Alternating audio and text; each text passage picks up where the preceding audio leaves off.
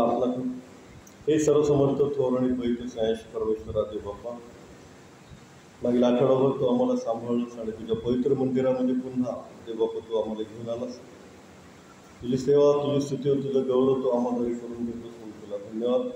देवप्पा, तुझ्या वचनाची भाकर मोडत असताना हे प्रभू तू आम्हाला राहा, तुझं गौरव तू आम्हाद्वारे करून घे आणि काय चुकल्यास देवप्पा तू आम्हाला क्षमा, तुझं वचन देवप्पा तू आम्हाला समजावून सांग.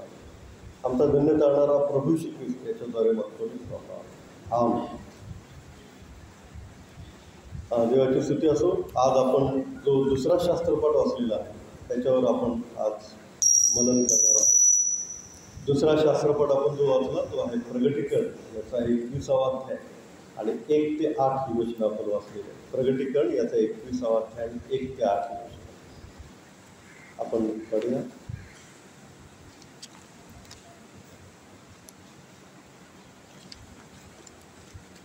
तर यातलं पहिलं वचन वाचा. नंतर मी असे आकाश नवी पृथ्वी मी पाहिली. पहिले आकाश व पहिली पृथ्वी ही निघून गेली होती आणि समुद्र हे राहिला नाही.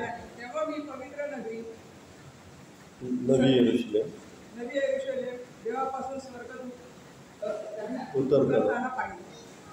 ती नवऱ्यासाठी शृंगारलेली नगरी प्रमाणे सजविलेली होती. देवाची स्तुती असो. इथं 3 नवीन गोष्टी दिलेल्या आहेत. त्या 3 नवीन गोष्टी कोणत्या आहेत पहा. नवे आकाश, दुसरी नवीन गोष्ट आहे ती नवी पृथ्वी आणि तिसरी नवीन गोष्ट आहे ती नवी येरुशलेम. आणि हे आहेत 3 स्वर्ग. नवे आकाश, नवी पृथ्वी आणि नवे येरुशलेम हे आहेत 3 स्वर्ग. एकूण स्वर्ग किती आहेत? 3 आहेत. देवाची स्तुती आहे. आणि या 3 स्वर्गापर्यंत जाऊन आलेला एक माणूस आहे. तो कोण? तिन्ही स्वर्ग दाखवले त्याला. तो माणूस आहे संत पौल आणि त्यानंतरचा हा प्रगटीकरण लिहिलेला योहान. तर संत पौलाला परमेश्वराने 3 स्वर्ग दाखवले. त्याचा उल्लेख संत पौलाने करंथीकराच्या पत्रामध्ये केलेला आहे. ते आपण पाहूया. दुसरे करंथीकरास पत्र 12वा अध्याय आणि दुसरं वचन. 2 करंथी, दुसरे करंथी 12वा अध्याय, दुसरं वचन.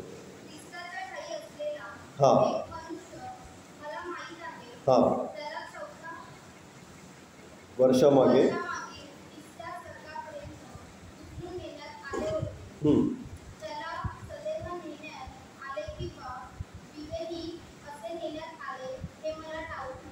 देवाची स्तुती. ख्रिस्ताच्या ठाई असलेला एक मनुष्य मला माहीत आहे. त्याला 14 वर्षामागे 3ऱ्या स्वर्गापर्यंत उचलून नेण्यात आलं. आणि पुढची वचनं जर वाचली तर आपल्याला कळते की तो मनुष्य म्हणजे कोण आहे? संत पौलच आहे. देवाची स्तुती असो. तर 3ऱ्या स्वर्गापर्यंत संत पौलाला परमेश्वर घेऊन गेला. 3 स्वर्ग जे आहेत ते दाखवले आणि त्या 3 स्वर्गाचा परिचय आपल्याला संत योहानाने प्रगटीकरण या पुस्तकामध्ये 21व्या अध्यायामध्ये दिलेला आहे की ते 3 स्वर्ग म्हणजे काय आहे? नवीन आकाश आहे, नवीन पृथ्वी आहे आणि नवीन येरुशलेम आहे. देवाची स्तुती असते. आणि असं लिहिले दुसऱ्या वचनामध्ये की तेव्हा मी पवित्र नगरी नवी येरुशलेम देवापासून स्वर्गातून उतरताना पाहिली. ती नवऱ्यासाठी शृंगारलेल्या नवरीप्रमाणे सजवलेली होती.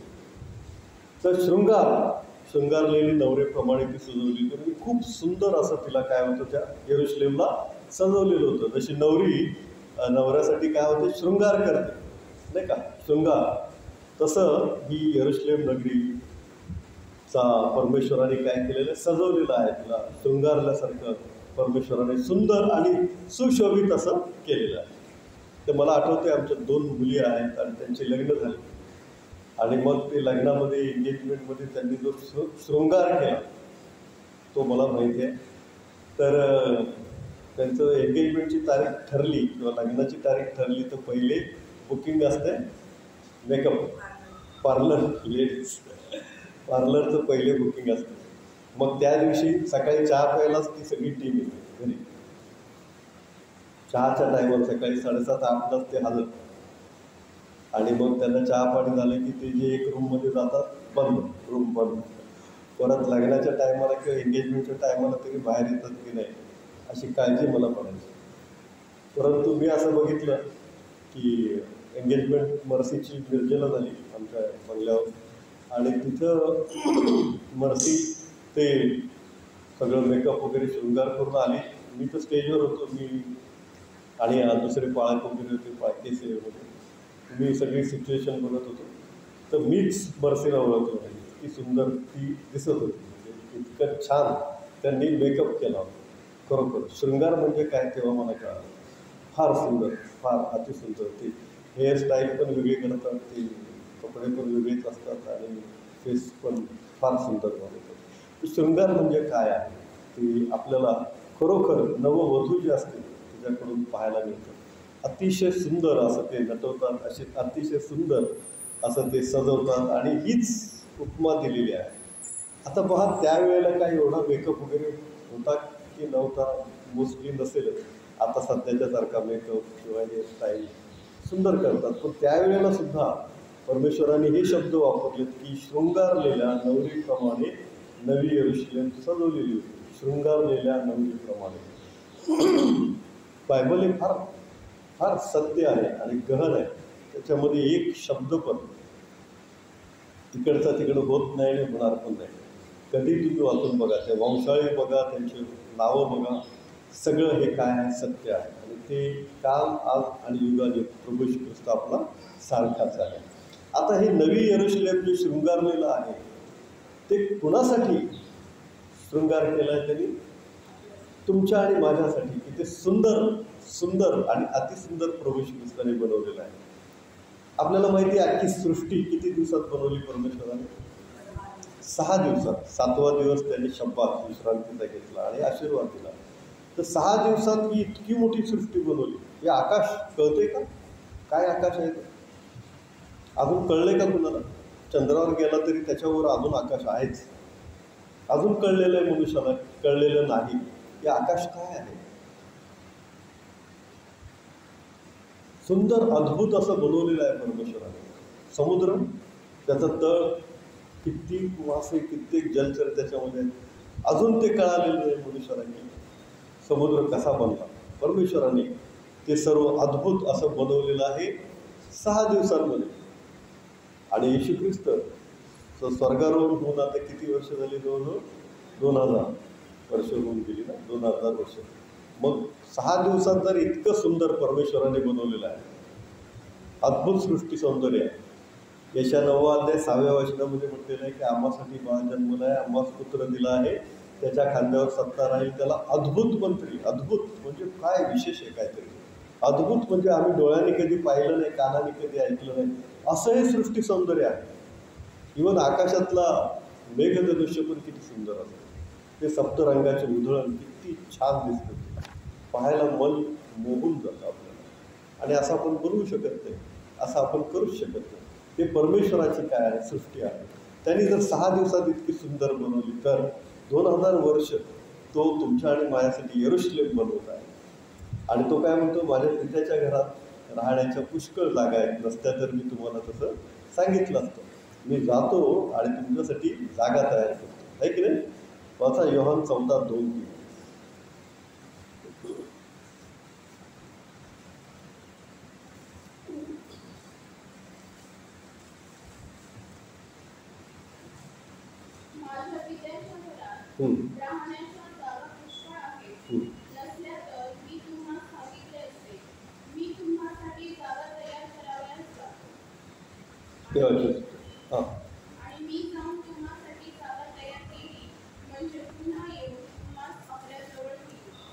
म्हणजे सुंदर अशी जागा प्रभू श्री ख्रिस्त तयार करत आहे. यरूशलेम अतिशय सुंदर असं बनवलेलं आहे त्यांनी. आणि ते कसं सुंदर बनवलेलं आहे याचं दर्शन पण संत योहानाला परमेश्वराने दिलेलं आहे. ही सृष्टी त्याने अतिशय सुंदर अशी बनवलेली आहे.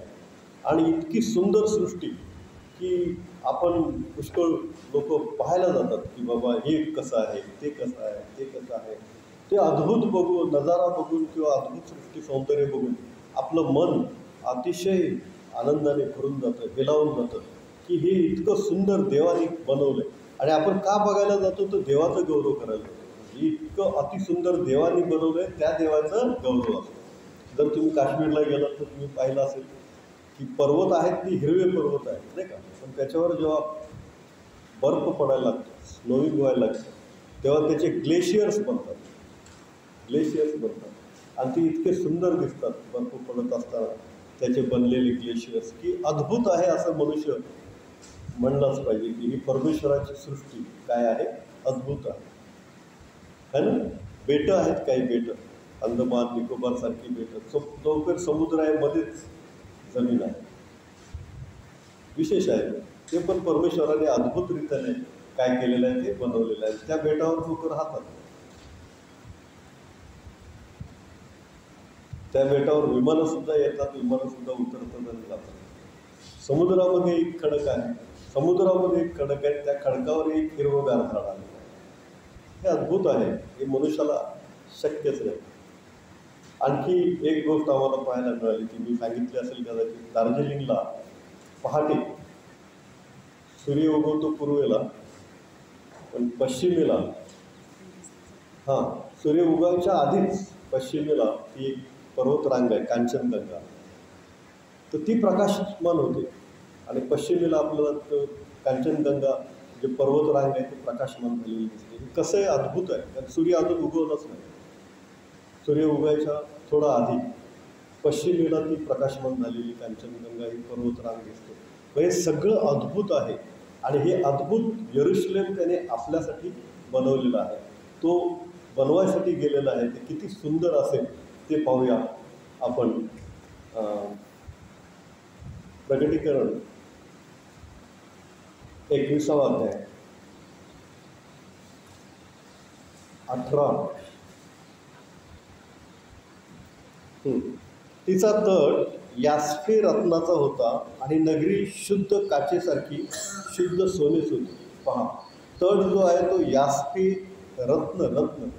आता यास्पे रत्न अजून मी पण बघितलेलं नाही, कुठला कलर आहे काय आहे ते, पण परमेश्वराने या योहानाने पण बघितलं नसेल त्याच्या आधी, इतकं ते सौंदर्य आहे. पण परमेश्वराने या योहानाला दाखवलं तेव्हा त्याला कळालं असेल की हे यास्पे रत्न आहे. 19वा वचन, नगरीच्या तटाचे पाये वेगवेगळ्या मूल्यवान रत्नांनी शृंगारलेले होते. पहिला पाया यास्पे, दुसरा नील, तिसरा शिवधातू, चौथा पाचू, म्हणजे वेगवेगळ्या रत्नांनी त्या यरुशलेम नगरीचा पाया बनवलेला होता. पहा, देवाची स्तुती असो. 5वा गोमेद, 6वा सारदी, 7वा लसना, 8वा वैडूर्य, 9वा पुष्कराज, 10वा सोन लसणी, 11वा याकीत, 12वा पद्मराज, अशी रत्नांची ते होते. म्हणजे आता जर एखादा सोनार असेल त्याला पण या रत्नांची नावं सगळी सांगता येणार नाही, परंतु परमेश्वराने योहानाला ते दाखवलं आणि त्याला त्याची माहिती दिली आणि त्याने ते ओळखलं. आणि हे सगळं बायबल आत्म्याने प्रेरित होऊन लिहिलेलं आहे आणि त्यामुळं ही रत्नांची नावं अशी आलेली आहेत. आत्म्याने म्हणजे परमेश्वराच्या आत्म्याने प्रेरित होऊन लिहिलेलं आहे. वेगवेगळ्या देशांमध्ये वेगवेगळ्या लोकांनी, देवाच्या लोकांनी लिहिलेलं आहे आणि तरी ते अगदी सिमिलर आहे, त्याच्यामध्ये कुठलंही मागे पुढे नाही, सगळं सिक्वेन्स लागतो बरोबर. 12 वेशी 12 मोत्यांच्या होत्या, एक वेश एकेका मोत्याची होती. नगरीतील मार्ग पारदर्शक काचेसारखा शुद्ध सोनेच होता. रस्ता सोन्याचा आहे, शुद्ध सोने, अतिशय सुंदर असं हे यरुशलेम नगरी रत्नांनी, सोन्याच्या रस्त्यांनी अशी बनवलेली आहे. देवाची स्तुती असो. हिरे त्याच्या जडलेले आहेत, हिरे किती सुंदर वाटतात ना, सुंदर दिसतात. आपल्याला माहिती आहे कोहिनूर हिरा भारताचा होता, तो फार सुंदर आहे आणि तो ब्रिटिश घेऊन गेले आणि इंग्लंडच्या त्या ह्याच्यामध्ये त्यांनी ठेवलेला आहे संग्रहालयाने. तो दिसतो, पाहतात काही लोक, इंग्लंडचे लोक तिकडे जाऊन. तर अतिशय सुंदर. जर तुम्ही टायटॅनिक पिक्चर बघितला असेल तर त्याच्यामध्ये पण एक डायमंड दाखवलेला आहे नाही का, अतिशय सुंदर असे डायमंड जे असतात त्यांचा ते प्रकाशित होतात आणि त्यांचा प्रकाश पडतो आणि ते सुंदर चमकताना आपल्याला दिसतात. देवाची स्तुती असो. असे डायमंड पण त्या यरुशलेम नगरीमध्ये आहे. 22वा अध्याय 1लं वचन, प्रकटीकरण. नंतर त्याने देवाच्या व कोकऱ्याच्या राजासनातून निघालेली नगरीच्या मार्गावरून वाहणारी जीवनाच्या पाण्याची स्फटिकासारखी नितळ नदी मला दाखवली. नदी पण आहे आणि स्फटिकासारखं नितळ पाणी आहे, घाणेरडं पाणी नाही, अतिशय सुंदर असं पाणी आहे. देवाची स्तुती असो. दुसरं वचन, नदीच्या दोन्ही बाजूला 12 जातींची फळे देणारे जीवनाचे झाड होते. ते दर महिन्यास आपली फळे देते आणि त्या झाडाची पाने राष्ट्राच्या आरोग्यासाठी उपयोगी पडतात. तिथं जीवनाचं झाड आहे बघा. आपल्याला माहिती आहे ना, एदेन बागेमध्ये होतं ते जीवनाचं झाड इथं आलं. कुठं? स्वर्गामध्ये. म्हणजे परमेश्वर ते जीवनाचं झाड एदेन बागेमधून स्वर्गात घेऊन गेला. कारण का? मनुष्याने ते खाऊ नये, कारण मनुष्याने आज्ञा मोडली नाही का. आणि त्याला 12 जातीची फळं येतात या जीवनाच्या झाडाला. आता आपल्याला कुणाला फळ आवडत नाही असं कोण म्हणतच नाही. आंबा म्हणा किंवा द्राक्षे म्हणा किंवा चिकू म्हणा किंवा पपई म्हणा, केळी वगैरे, सीताफळ आहे ना. कुणाला कुठलं तरी फळ आपल्याला आवडत असतं आणि आपण आनंदाने आणि आवडीने प्रत्येक सीझनमधलं ते फळ खातो. मग इथं तर दर महिन्याला 12 जातीची फळं देणारं हे जीवनाचं झाड आहे. देवाची स्तुती असो. पुढे काही शापित असणार नाही, तर त्याच्यामध्ये देवाचे व कोकऱ्याचे राजासन असेल आणि त्याचे दास त्याची सेवा करतील. पुढं काही शापित नाही, कोणीही तिथे आजारी पडणार नाही, तिकडं दुःख नाही, तिकडं कसलंही कष्ट नाही. इतकंच नाही तर तिथे कोकऱ्याचं राजासन आहे. आणि आपल्याला माहिती आहे आपल्या महाराष्ट्राची राजधानी काय? मुंबई. आपल्या भारत देशाची राजधानी काय? दिल्ली. तसं स्वर्गीय राज्याची राजधानी आहे ही नवी यरुशलेम. काय आहे? नवी यरुशलेम. तिथे परमेश्वर पिता, परमेश्वर पुत्र आणि परमेश्वर पवित्र आत्मा आहेत. हे यांचं वास्तव्य तिथे असेल. कुठे? नवी यरुशलेममध्ये. आणि कोण नवी पृथ्वीमध्ये असेल, कोण नव्या आकाशामध्ये असेल. तर जेव्हा प्रार्थनेची वेळ होईल तेव्हा जो काय होईल? बरोबर नव्या यरुशलेममध्ये येईल. अदरवाईज इकडे तिकडे ते असतील नवीन. कारण 3 स्वर्ग आहेत. तर 3 स्वर्गामध्ये कुठे असतील ते. पण प्रार्थनेची वेळ झाली की बरोबर या कोकऱ्याच्या राजासनापुढे येऊन सर्वजण काय करतील? उपासना करतील. आपली उपासना तशी सुंदर होते आहे ना. म्युझिक वाजवतात, विद्युत गाणं गातात, कीर्तन वगैरे छान गाणी गातात. तशी सुंदर उपासना आपल्याला तिकडे पण पाहायला मिळेल. आणखी काय आहे तिथे बघूया. प्रगटीकरण 4 अध्याय 3 वचन. प्रगटीकरण 4:3. हां, प्रगटीकरण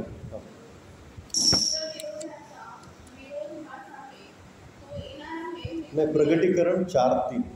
जो बसलेला होता तो दिवसाच्या जास्ते व सारथी या रत्नासारखा होता. राजसनाभोवती दिसण्यास सारखा मेघ. पहा, जो बसलेला होता तो दिसण्यात यास्पे व सारदी या रत्नांसारखा होता. म्हणजे कोण? प्रभू येशू ख्रिस्त. तो सिंहासनावर बसलेला आहे, कोकणाचं राजासन आहे. आणि तो यास्पे व सारदी या रत्नांसारखा आहे. अत्यंत तेजस्वी असं त्याचं स्वरूप आहे. आणि राजासनाभोवती दिसण्यात पाचूसारखे मेघधनुष्य होते. पहा, हे मेघधनुष्य परमेश्वराने असंच दिलेलं नाही, ते स्वर्गात आहे. आणि ते नोहाला एक करार म्हणून दिले की पाण्याने इथून पुढं मी जलप्रलयाने पृथ्वीचा नाश करणार नाही, म्हणून तुझ्या माझ्यामध्ये खून ठेवतो, करार करतो. हे आकाशात मी मेघधनुष्य ठेवतो. आणि जेव्हा हे मेघधनुष्य दिसेल तेव्हा मी माझा करार स्मरेन आणि मी पृथ्वीचा नाश पाण्याने पुन्हा करणार नाही. देवाची स्तुती असो. तर ते मेघधनुष्य किती सुंदर आहे. सप्तरंगाची उधळण आकाशामध्ये पाहिली की आपलं मन अगदी आनंदाने भरून जातं. तसं हे मेघधनुष्य कुठं ठेवलेलं आहे? परमेश्वराने स्वर्गीय राज्यामध्ये आहे. ते पाचूसारखं ते मेघधनुष्य आहे. देवाची स्तुती असो. आणि सर्व अद्भुत सौंदर्य परमेश्वराने कुणासाठी बनवलेलं आहे? आपल्यासाठी बनवलेला आहे. तो आपल्यासाठी आला, तो आपल्यासाठी जन्मला, तो आपल्यासाठी त्याने कष्ट उचललं, तो आपल्यासाठी वधस्तंभावर गेला. आणि मग त्याने आपल्यासाठी तिथं सुंदर अशी काय केलेली आहे? जागा तयार करून ठेवलेली आहे. इतकंच नाही, नुसतं हवेत आश्वासनं पुढारी लोक देतात ना. आमच्या गावाला समुद्र पाहिजे, हो दिला, असे हवेत आश्वासनं पुढारी लोक देतात. तसं प्रभू श्री ख्रिस्ताचं नाही. जे काही त्यांनी बनवलंय ते त्यांनी दाखवलं, योहानाला दाखवलं. आणि ती फार सुंदर आहे. नाही का. तर ही यरुशलेम जी उतरणार आहे ती कधी उतरेल किंवा आपण त्याच्यामध्ये कधी राहायला जाऊ शकतो, तर ते रॅप्चर म्हणजे लोकांतरण होईल तेव्हा आपण जाऊ शकतो. रॅप्चर म्हणजे काय? लोकांतरण. ते रॅप्चरचं कुठं दिलेलं आहे ते आपण पाहूया. थेसलनिकाकरास पहिले पत्र याचा 4था अध्याय 14 वचन. कारण येशू मरण पावला व पुन्हा उठला असा जर आपला विश्वास आहे तर त्याप्रमाणे येशूच्या द्वारे जे झोपी गेले आहेत त्यांना देव त्याच्या बरोबर आणले. म्हणजे जे येशू ख्रिस्ताबरोबर आहेत स्वर्गीय राज्यामध्ये त्यांना येशू ख्रिस्त घेऊन येईल. कुठे? या नव्या यरुशलेममध्ये. बरोबर आहे. कधी होईल हे? आता 16 वचन. कारण आज्ञा ध्वनी आद्य दूतांची वाणी व देवाच्या तुतारीचा नाद होत असता प्रभू स्वतः स्वर्गातून उतरेल आणि ख्रिस्तामध्ये जे मिळाले आहेत ते पहिल्यासारखे होते. पुन्हा 17 वचन. नंतर जिवंत उरलेले आपण त्याच्याबरोबर प्रभूला सामोरे होण्यासाठी मेघारूढ असे अंतराळात घेतले जाऊ आणि तसेच सदा सर्वदा प्रभूजवळ राहू. म्हणजे प्रभू श्री ख्रिस्त त्याच्या लोकांना अंतराळातून घेऊन येईल.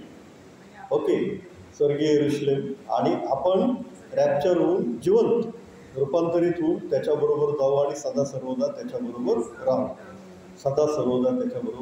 देवाची स्तुती असो. आणि हे येशू ख्रिस्ताचं दुसऱ्या येण्यातला पहिला भाग आहे.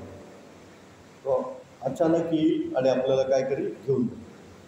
आणि दुसरं येणं जेव्हा होईल तेव्हा ते मोठं वैभव येईल आणि सगळं तो न्याय देण्यासाठी येईल आणि सर्व गोष्टी होतील. आता एकदा हे रॅप्चर झालं, काय झालं? रॅप्चर झालं की काय होईल माहिती आहे? दानिएलमध्ये आणि प्रकटीकरणमध्ये सांगितलेलं 3.5 आणि 3.5 3.5 आणि 3.5 7 वर्षाचा काळ सुरू होईल. 3.5 वर्षामध्ये एक नेता उत्पन्न होईल जो मोठमोठ्या भाषा बोलतो, सगळ्यांना कसा गुमराह करून टाकतो. आपण बघतो आता असे काही नेते आहेत की सगळ्यांना काय करतात, एकदम वशीकरण केल्यासारखं करून टाकतात, आहे ना. तसं एक नेता उत्पन्न होईल आणि सगळे लोक त्याच्या मागे धावतात. आता रॅप्चर तर झालेलं आहे, लोक तर उचलून घेतले गेलेले आहेत येशू ख्रिस्ताकडं, तरी हा म्हणतोय नाही, मीच कोणतरी आहे, मीच देव आहे किंवा मीच देवा समान आहे. आणि मग ते काय करतील? काही चिन्ह पण दाखवतील, काही चमत्कार पण दाखवतील आणि लोक त्यांच्या मागे लागतील. आणि त्याच्यानंतर तेव्हा जे लोक घेतील, येशू ख्रिस्ताला स्वीकारतील, त्या लोकांचं तेव्हा पण तारण होईल. तेव्हा पण आपल्याला काय मिळेल? संधी मिळेल. काही लोकांना संधी मिळेल. पण रॅप्चरमध्ये जे लोकांतरण होईल ना त्याच्यामध्येच गेलेलं बरं. कारण पृथ्वीवर राहिलं तर खूप हाल आहे. कारण पृथ्वी अग्नीने नाश पावेल असं लिहिलेलं आहे. आणि अग्नीने नाश पावण्यासाठी 3रं महायुद्ध होईल. आणि 3रं महायुद्ध म्हणजे अणुबॉम्ब, हायड्रोजन बॉम्ब. अणुबॉम्ब ऑलरेडी टाकलेला आहे आणि त्याचं काय असतं ते बघितलेलं आहे. हिरोशिमा नागासाकी अख्खी शहरं जाळून टाकली. एका बॉम्बमध्ये अख्खी शहरं जाळून टाकली. त्याच्याही पेक्षा भयंकर असा हायड्रोजन बॉम्ब पण होईल. पृथ्वीचा अग्नीने नाश होईल असं बायबलमध्ये जे लिहिलेलं आहे ते खरं होईल. वाचूया आपण 2 पेत्र 3:6-7. 2 पेत्र 3 अध्याय 6-7 वचन. 2 पेत्र 3 अध्याय 6-7 वचन.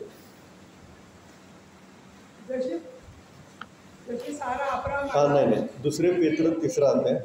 त्याच्या योगे तेव्हाच्या जगाचा पाण्याने बुडून नाश झाला, पण आताचे आकाश व पृथ्वी ही त्याच शब्दाने अग्नीसाठी राखलेली आहेत. म्हणजे न्याय निवाड्याचा व भक्तिहीन लोकांच्या नाशाचा दिवस येईपर्यंत ती राखून ठेवलेली आहे. न्याय निवाडा करायसाठी प्रभू येशू ख्रिस्त येईल, त्याच्या आधी हा नाश होईल. पृथ्वी जशी पहिले प्रलयाने, पाण्याच्या प्रलयाने नाश केली, तशी आता अग्नीने नाश होईल. आणि त्याची एक झलक आपल्याला हिरोशिमा नागासाकीमध्ये पाहायला मिळाली आहे. त्यामुळे जे देवाचे लोक आहेत, जे विश्वासामध्ये राहतात, ते कुठं जातील? रॅप्चरमध्ये प्रभू येशू ख्रिस्ताबरोबर जातील. आणि जे राहतील ते जे येशू ख्रिस्ताला स्वीकारतील त्यांचं तारण होईल, अन्यथा त्यांचा या अग्नीने नाश होईल.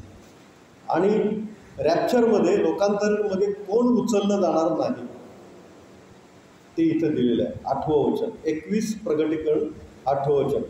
परंतु भेकड, विश्वास न ठेवणारे, अमंगळ, खून करणारे, जारकर्मी, चेटकी, मूर्तिपूजक व सर्व लबाड माणसे ह्यांच्या वाट्यास अग्नीची व गंधकाची सरोवर येईल. हेच ते दुसरे मरण आहे. म्हणजे लोकांतरण किंवा रॅप्चरमध्ये येशू ख्रिस्ताबरोबर उचलले न जाणारे लोक म्हणजे विश्वास न ठेवणारे मूर्तिपूजक लोक असतील ते, आणि ते सगळे पृथ्वीवर राहतील. आणि त्यांचा मग जे स्वीकारतील येशूला देव म्हणून ते वाचतील, अन्यथा त्या 7 वर्षाच्या काळामध्ये त्यांचा अग्नीने नाश होईल. बायबल सत्य आहे आणि त्याचं वचन सत्य आहे, कारण त्याचंच वचन आहे की आकाश व पृथ्वी नाही शिवतील परंतु देवाचं वचन नाहीसं होणारच नाही. आमेन. ये प्रभू येशू ये. आपण आज किती स्वर्ग आहेत असं पाहिलं? 3. पहिला नवं आकाश, नवी पृथ्वी आणि नवे यरूशलेम. येशू ख्रिस्त येईल आणि त्याच्या विश्वास लोकांना घेऊन जाईल. आणि नंतर मात्र जे मूर्तिपूजक, चेटकी, दारकर्मी आहेत, विश्वास न ठेवणारे, त्यांचा पृथ्वीचा जो जेव्हा अग्नीने नाश होईल तेव्हा त्यांचा अग्नीने नाश होईल. आपण प्रार्थना करू. सर्वसमर्थ देवबाप्पा, तू जेव्हा वैभव येशील तेव्हा आम्हा सर्वांची आठवण कर. आमचा धन्य तारणारा प्रभू श्री ख्रिस्त याच्याद्वारे मागतो मी बाप्पा. आमेन.